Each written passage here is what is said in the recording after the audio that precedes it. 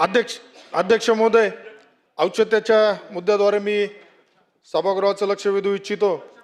मागील 2 वर्षापासून कांदा उत्पादक शेतकरी विविध कारणामुळे आर्थिक संकटात सापडला आहे। एकरी कांदा उत्पादनासाठी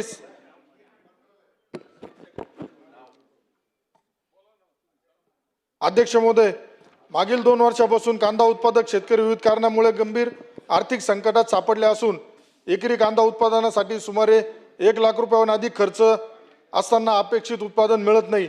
माझ्या संगमनेर मतदारसंघामध्ये बरेच शेतकरी कांदा पिकाकडे करत असतात। 2 वर्षापासून कांदा उत्पादक शेतकरी संकटात सापडला। एकरी कांदा उत्पादनासाठी खर्च वाढलाय, परंतु किलोचा दर हा 8 ते 10 रुपये असतो।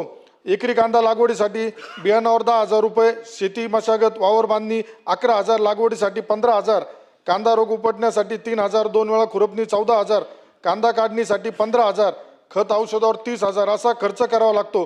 परंतु एवढा खर्च करूनही आमच्या शेतकऱ्याच्या नशिबामध्ये त्याचा जो खर्च होतो तो भरपाई होत नाही।